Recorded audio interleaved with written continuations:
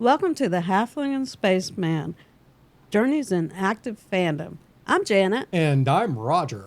We love talking to creators about their journeys. Today we are talking with Ahmed Suffety. He's an Arabian American author, writer, project manager, designer for tabletop RPGs, and his latest work includes developmental editing for Kingdom of Keshanar, which I've had the privilege of playing a demo at a convention. So welcome. Yeah, thank you. Thank you very much for having me. I'm very excited. I'm glad we were able to make this all work. Thank you for taking the time to join us. It's a real pleasure to get to meet you.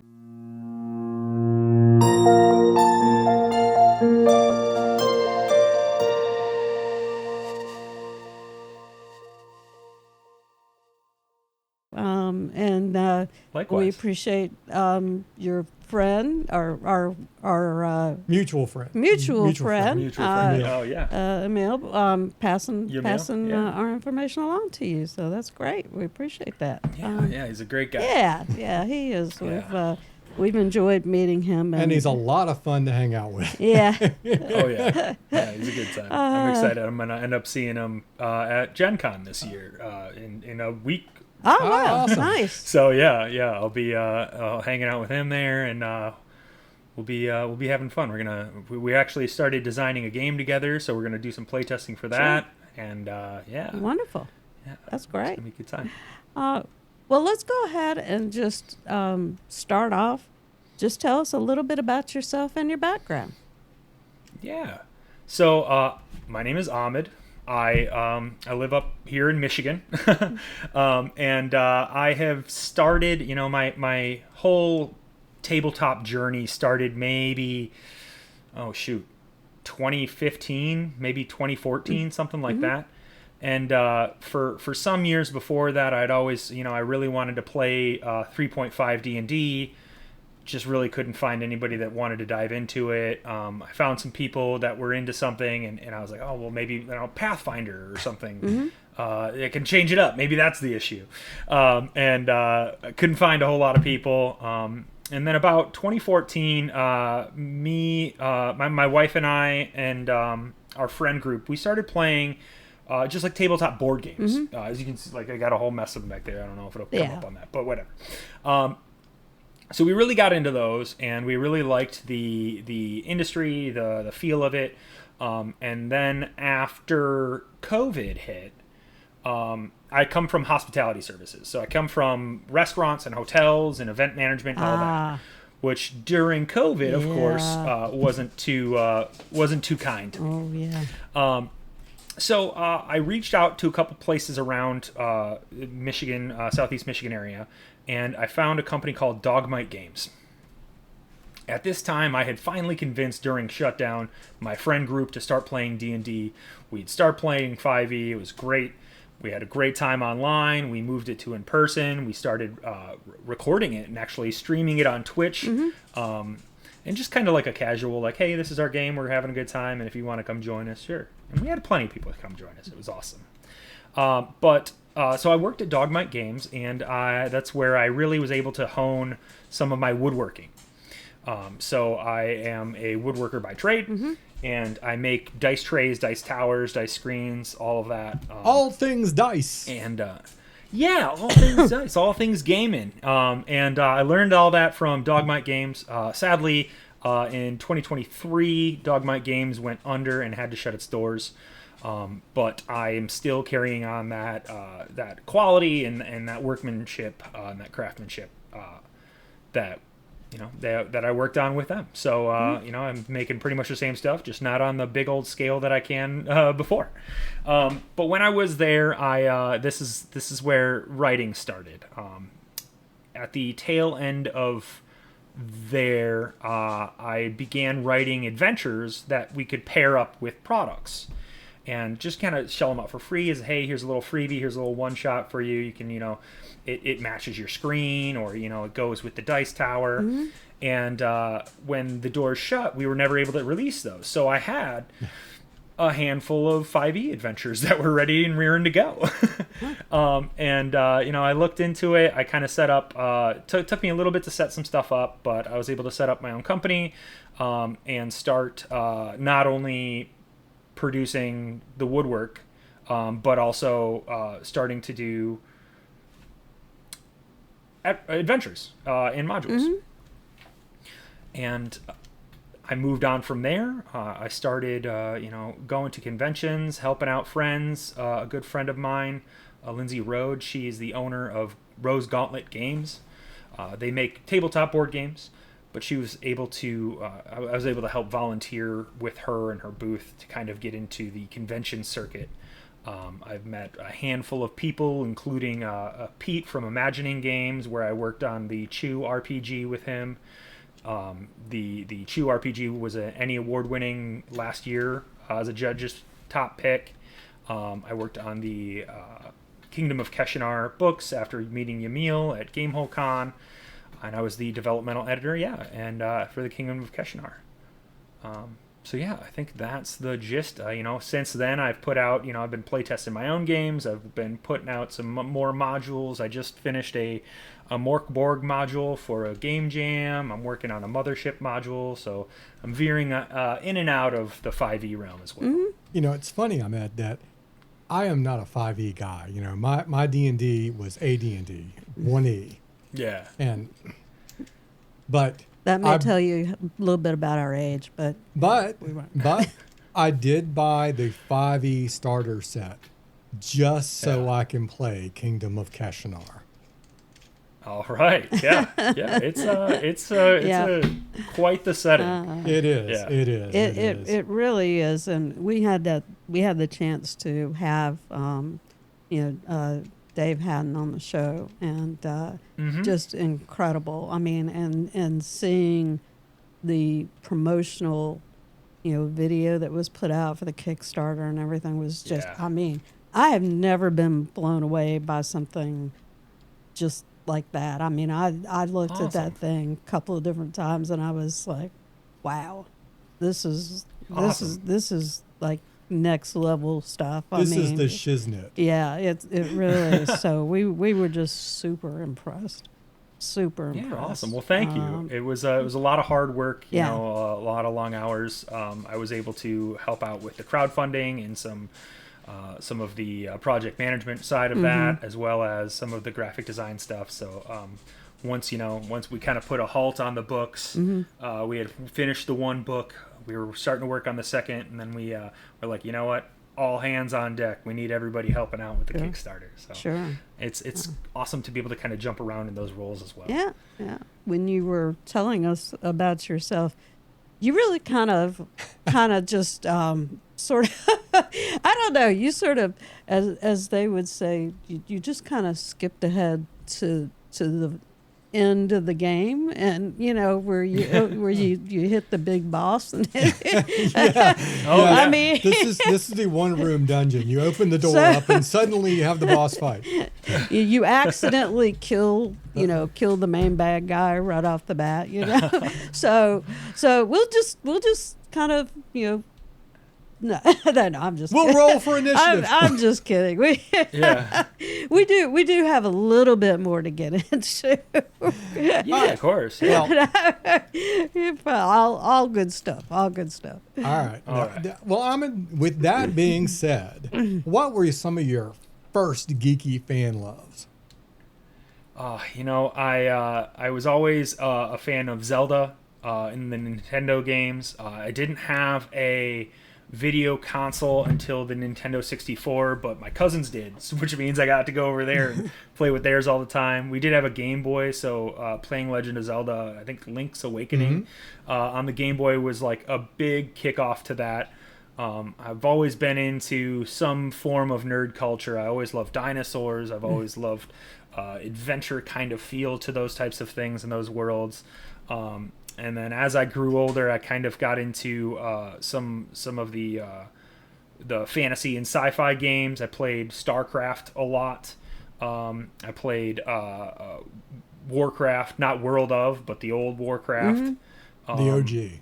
And I Yeah. really enjoyed, I really enjoyed those kinds of like tactical style games, and yeah, it was probably in that realm. But I've always kind of been a nerd of some sort. Reading fantasy books to video games to movies to all kinds of stuff. So Well, you're in good company with us then. Oh, because absolutely. We are massive, Excellent. massive nerds. So Awesome. okay, I got to interject a question here. So, what's your favorite star?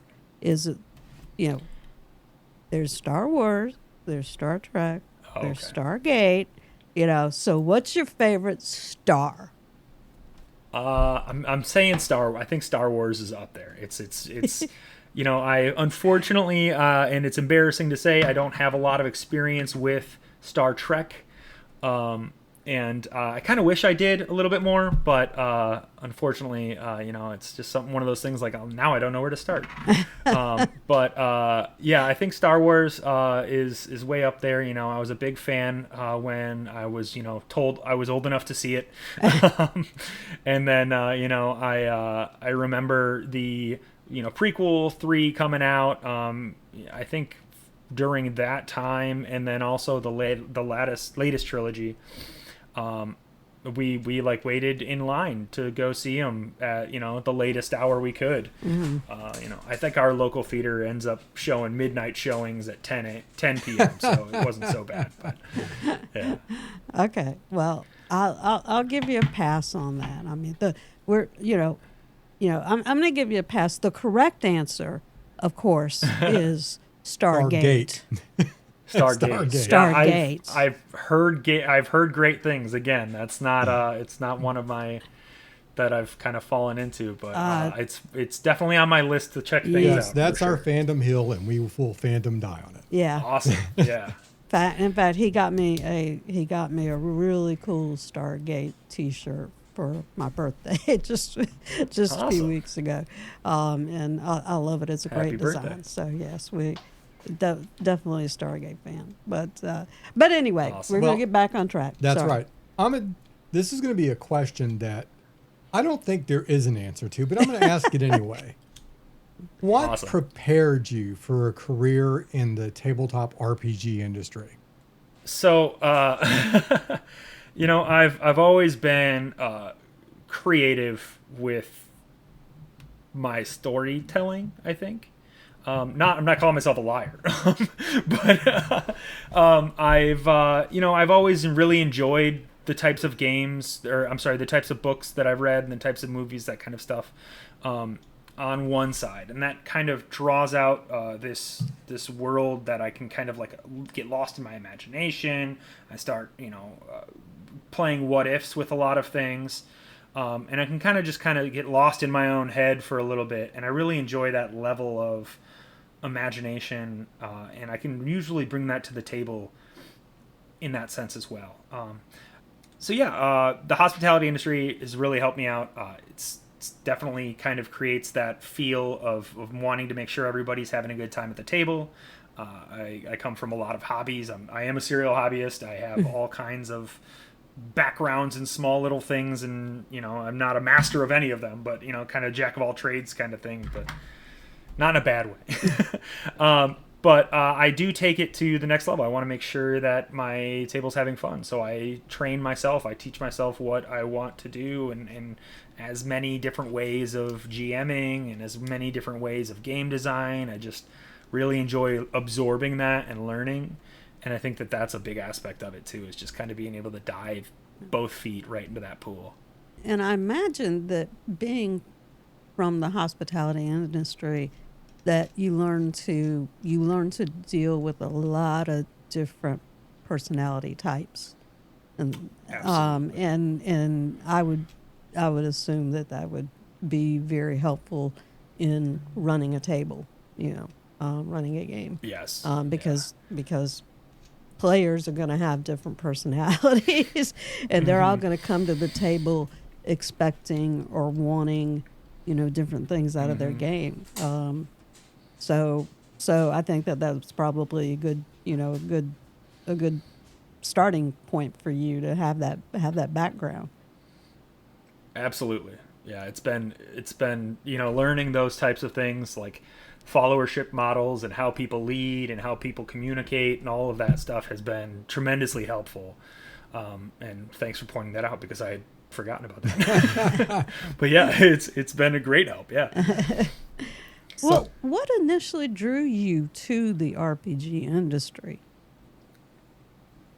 Well, like I said, I've always been a nerd. I've always been into that gaming style. And I found myself having some tabletop board games where I would find myself in a position and what I want to do isn't on one half of the card or the other, especially with those role-playing style tabletop games, not necessarily in like a TTRPG, but like when the boards meet role-playing feel. And it's like you either got to take a left or a right, and I'm like, well, what happens if we do this? And that's not in the books, that's not in the games, that is absolutely in TTRPGs and everything like that, but it's not in the deck that you have to flip cards over, or it's not in the book to look and see what's behind door number 3 when there isn't a door number 3. And that kind of curiosity, I think, was like, well, there's got to be something like this. There's got to be something more. There's got to be something that we can be doing that kind of scratches that itch. And I think a big push was when some of my friends started getting and feeling that way as well. It was an aspect that they're like, hey, I if they want to do it, then all of a sudden that hospitality kicks into me again, and I'm like, all right, well, let's figure it out. It's not just me; it's all of us. Let's figure it out together. Ahmed, you started your own company, Suffety Games. You specialize in woodworking items for gaming. And we've seen your items in your online store. They are very beautiful. So what made you leverage those skills with your interest in gaming? It was something like I kind of mentioned that during COVID I kind of had a falling out with the hospitality industry, and I knew I wanted to do something, and I kind of had that moment where I'm like, well, now while I'm here, I may as well try to find something that kind of crosses my paths. And I had always been handy, but not a true woodworker. I wouldn't have called myself a woodworker before working there. I could make a desk, or I was a garage woodworker, and I mean, no offense by people that are, I work out of my garage, whatever, but it was definitely not taken to that level yet. And finding this opportunity, finding something nerdy, finding something I can do with my hands, it kind of all came together as an opportunity, and it was really the culture at Dogmite that drew me into there. And then eventually led to more and more games, because I'd been playing D&D when I went there, but having that crossover and saying, all right, well, I play D&D. What's next? Here's a job where I get to make things that help with D&D. Awesome. And then it was there that I had played my first non-D&D TTRPG, which was great. It's interesting because it was just kickstarted, I found out. So I just had a kind of a reimagine, like a flashback to the moment when I was playing this game, Space Force, I believe, from MythWorks. But they had just kickstarted it like this year, like a few months ago. So what I didn't realize then was I was playing a playtest version of the game some odd years ago that got released it as a small little thing, and then it got picked up since. So, yeah. Cool. I don't know if I answered your question. That's the other thing. I will go off on rants. I will forget the question. It's just going to happen. So. We've been playing tabletop RPGs for 45 or 50 years. So, yeah, we understand rants and side. And Yeah. Yes, let's just call this a side quest. Yeah. I'm big on side quests, so there we go. Now, that would make a great T-shirt. I'm big on side quests. You could probably make some money selling that. Well, maybe I'm I sure. Maybe I That'd can. be great. Take it to a convention and I'm sure. Yeah, you I'd make buy some one. money. Well, so what has been your favorite project to work on up to this point? Oh man, so there have been so many projects. I really enjoyed So I made some rolling trays. As far as woodworking goes, I made some rolling trays that are now used by the cast of Critical Role, Oh, which is very cool. Yeah. And it was very fun to work with, and it was kind of like, we were at that time I was the head of design and development at Dogmite. I wasn't just a woodworker. I would design the products from scratch. I would make up prototypes. I would work on laser engravings and figuring all that out. So when we kind of had this conversation, or at least the bosses had this conversation with Critical Role, there was a moment where we're kind of like, all right, well, let's figure this out. And just being able to kind of like be in the room there, be a part of that building process. I was handed colors that I needed to match, so I was blending and mixing stains and inks to get the right color prep pattern and the right color recipe. And a big part of what I did there was to make it teachable and repeatable. So the idea originally was that these trays would sell as a retail item, but I think that whole there was a dynamic of, can we do this, or are we not going to be around? We have to shut our doors. So there was a weird headbutt there, but yeah, it was definitely a very fun project to work on. As far as woodworking goes, I think as far as writing goes, I think that the Chew RPG was a great time. It was a very awesome experience to write, some like 20,000 words for a book, and it was a good learning experience for me too. So. very good. Very good. So, as a person who's really got multiple skills and applying them in the tabletop gaming area, and what has been your greatest challenge? It's a little tough being the only person.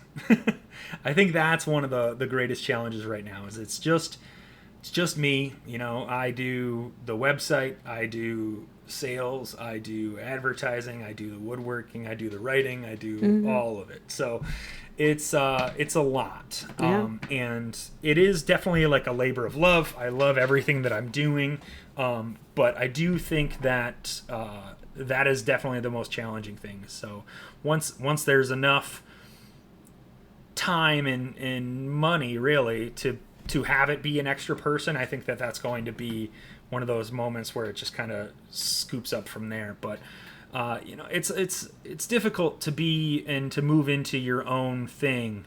And if it wasn't for my extremely supportive wife, and both emotionally and financially, it wouldn't have happened. So it's definitely a thank you to her, but it's definitely a kind of like a lonely start.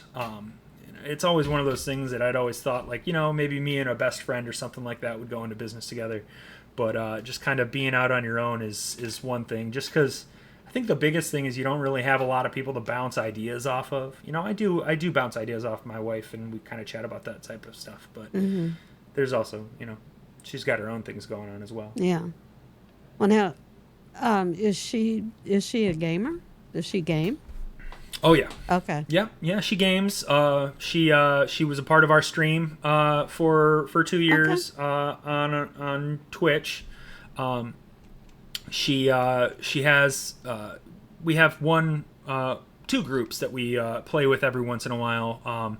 That she's all in with. She doesn't play nearly as much as I do, but when she does game, she's all in for it. Yeah. She's also a big video gamer. She loves board games. It's one of our, like, we'll go out to a bar and have a beer or something like that and play cards, small little tabletop games and that kind of stuff too. So yeah, we love that style of entertainment. Cool. Very cool. We are firm believers that the couple that plays together stays together. Yeah. I love that. Yeah.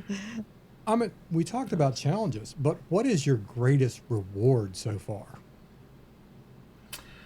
You know, man, that's tough. Come on, you can't tell me it's all the Benjamins you're rolling in.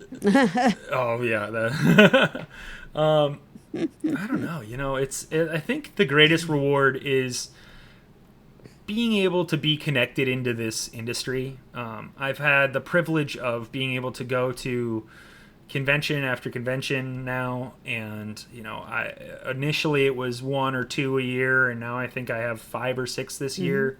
I'm sponsoring a room for one of our local conventions.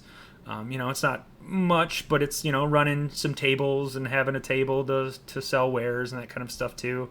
And it's just it's a very cool community to get into, and I really enjoy the convention aspects of it. It kind of gets that event management and events kind of thing rolling in my head from my hospitality background.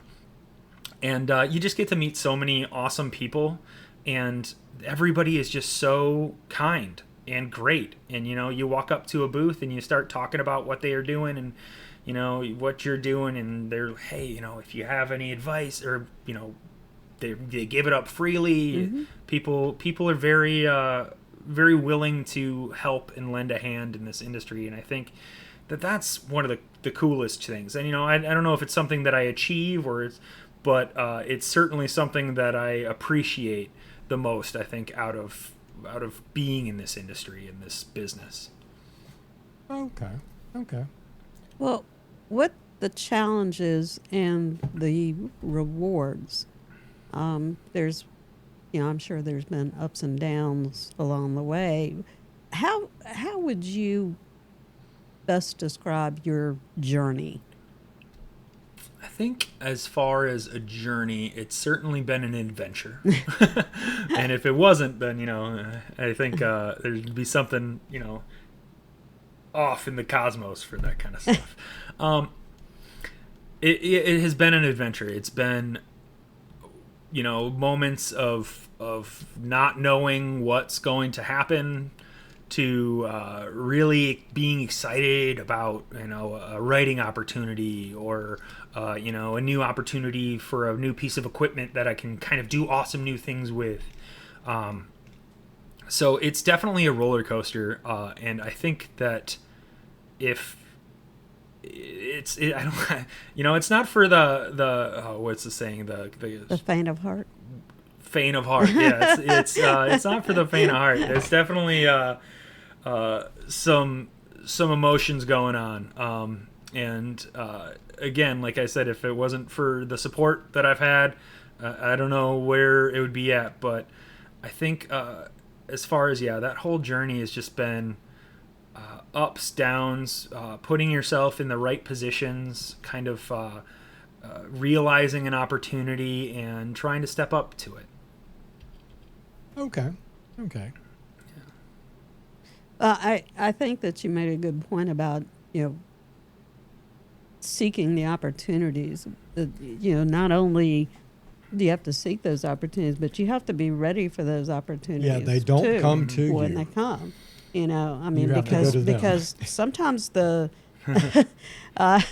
sometimes the opportunity comes to you. Oh, really? Yeah. Yeah.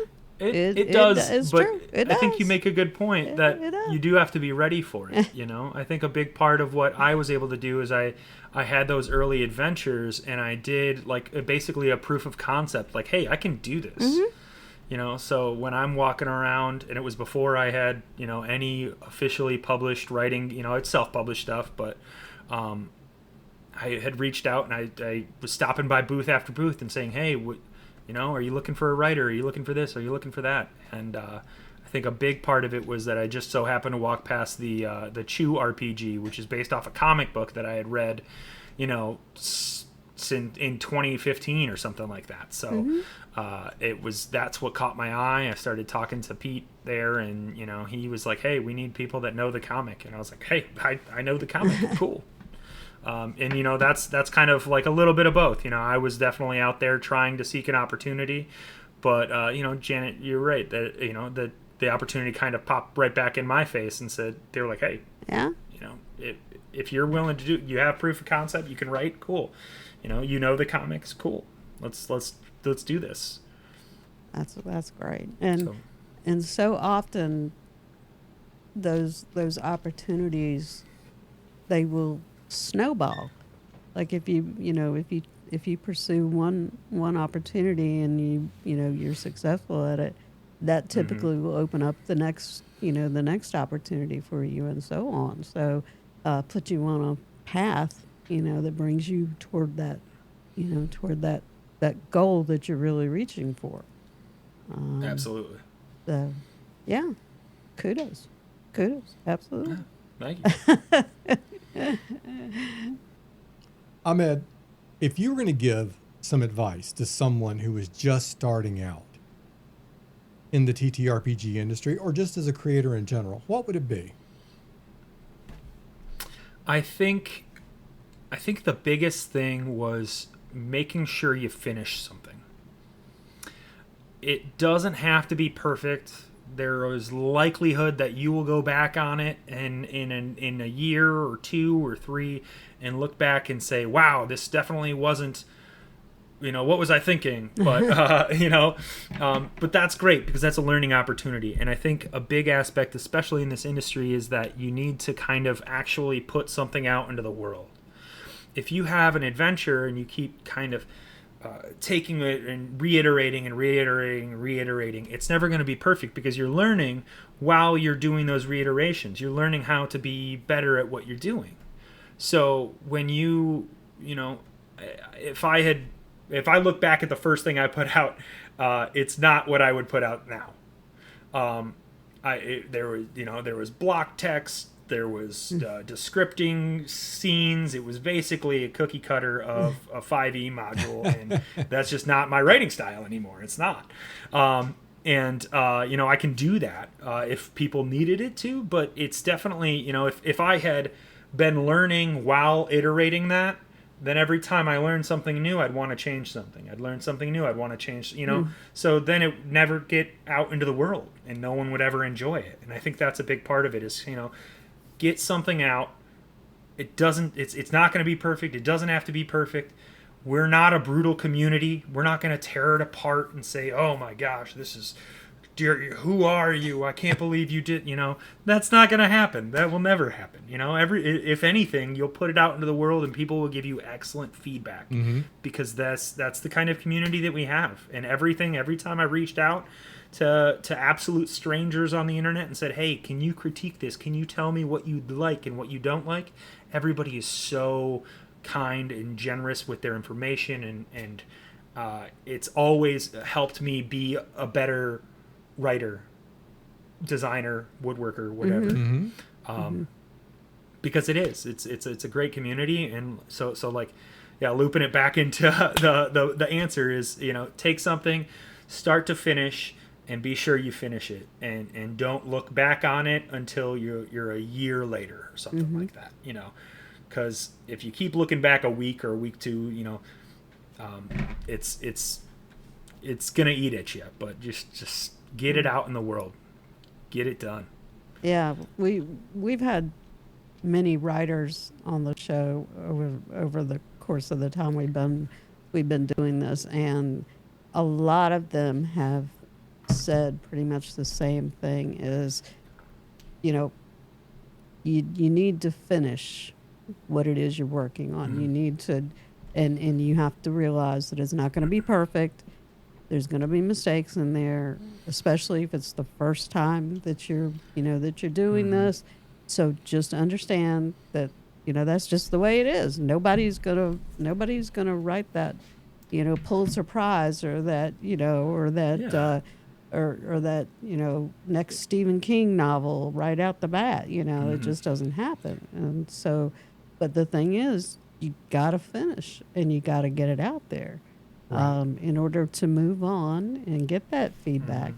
And one of the things that several of the publishers who've been on the show have told us is that you shouldn't pitch a book you haven't written. Yes. The only people that should do that is Stephen King. I mean, Stephen King could pitch a book Yeah. and the publisher would just pick it up. But if you're not Stephen King, you need to write the book first. Yeah, and even kind of going off that too is there's so many that Stephen King. We're talking about Stephen King. Stephen King is making more and more successful than anybody in the TTRPG industry will ever be. At least for right now. We're growing. It's excellent. I love that we are. But comparing them, even more so then make sure you finish something and pitch and go over your pitch too. If there's any piece of advice is for pitching, pitch it to your friends, pitch it to your colleagues, pitch it to anybody and everybody, and just like the writing and the designing, practice will make it better. And that's a big aspect of what you're doing is when you're finishing a product and you're putting it out in the world, it's practice. And then you do it again, and then you do it again. Stephen King didn't write his first book and make a hit. To my knowledge, and I'm not a big Stephen King guy. I've read a handful of Stephen King. I don't like being scared. I'm a big baby like that. But I've read some Stephen King, and my understanding is that he's got a whole mess of books that are out there that aren't famous, that aren't bestseller, New York's bestsellers or New York Times bestsellers or anything like that. So. It is practice. It's reiterating. It's practice. Not reiterating, but it's practice. It's doing something to finish and then learn from that and do it again. Just on the reverse of what we were just talking about, what's the best piece of advice you have received from somebody? I think it was probably a recent piece of advice that a good friend and some like somebody I really look up to in the industry kind of gave me, and it was he'd sent me a thank you card for it was writing on Chew. He'd sent me a thank you. He'd sent me the book. I busted it out to play it and get excited about it. But then in the note and later on in another note he reiterated, but said keep looking for those inspirational material.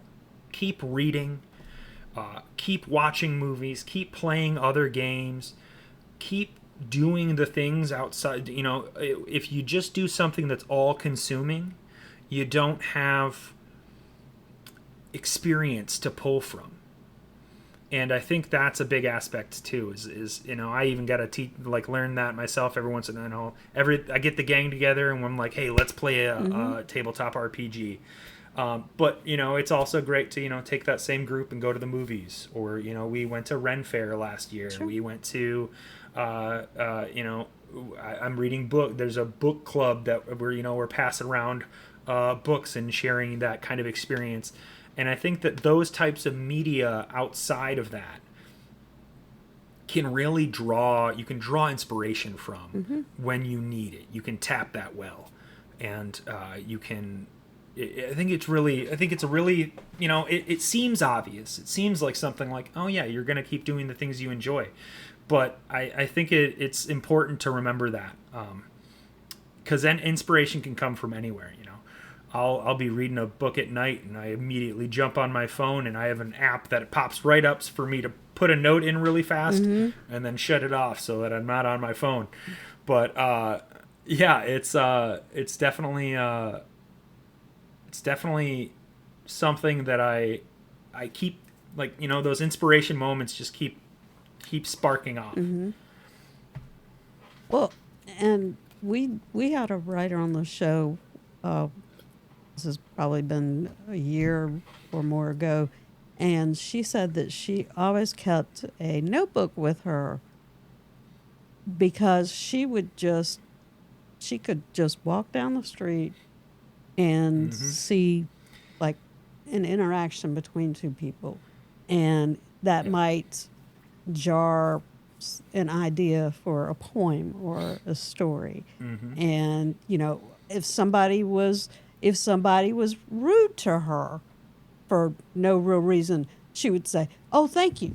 And she'd write that down because that was going Yeah. to be, the next, part of her next, Yeah. her next story. And so she just wrote down, and she had that same philosophy is, everything that you experience can be an inspiration.